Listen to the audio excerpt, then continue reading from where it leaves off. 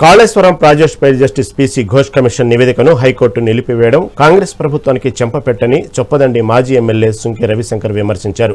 కరీంనగర్ జిల్లాలో నిర్వహించిన మీడియా సమావేశంలో ఆయన పాల్గొన్నారు. అనంతరం కాంగ్రెస్ ప్రభుత్వంపై తీవ్రస్థాయిలో విమర్శలు గుప్పించారు.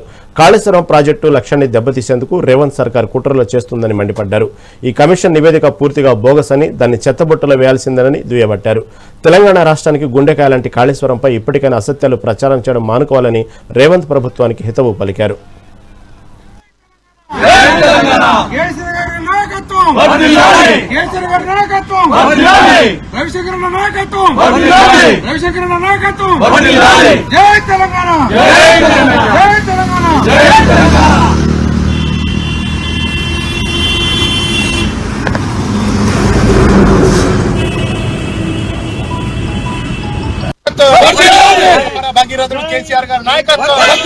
కాంగ్రెస్ ప్రభుత్వానికి ఇవాళ చెంపపెట్టుగా బీసీ ఘోష్ కమిషన్ నివేదికను మరి చెత్తబుట్టలో వేసినట్టుగా మనం ఇప్పుడే చూస్తా ఉన్నాం.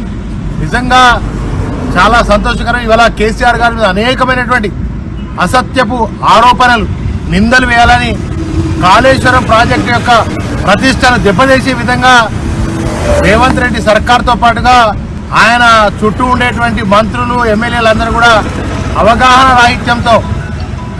రాహిత్యంతో మరి అనేక మాటలు మాట్లాడినటువంటి దాన్ని ఇవాళ తెలంగాణ హైకోర్టు మరి పీసీ ఘోష్ కమిషన్ నివేదికను చెత్తబుట్టలో వేసినట్టుగా ఇవాళ తీర్పు వెలువరించింది. చెంపపెట్టులాగా ఇలా తీర్పిచ్చింది కాంగ్రెస్ ప్రభుత్వానికి.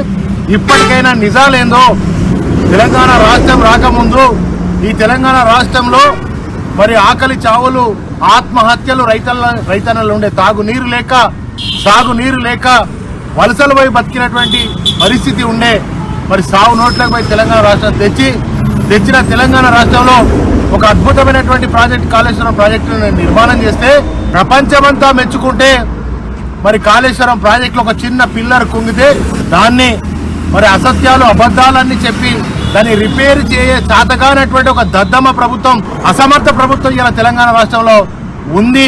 అది రేవంత్ రెడ్డి గారు కావాల్సుకునే మరి నిన్న పోయిడు సిగ్గు లేకుండా నిన్న మేడిగడ్డకు పోయి అటు కేసీఆర్ గారు జగిత్యాలకు వస్తే దాన్ని ఏదో డైవర్షన్ చేద్దామని చెప్పి మేడిగడ్డకు పోయి కాంగ్రెస్ ప్రభుత్వానికి ఇవాళ చెంపపెట్టుగా బీసీ ఘోష్ కమిషన్ నివేదికను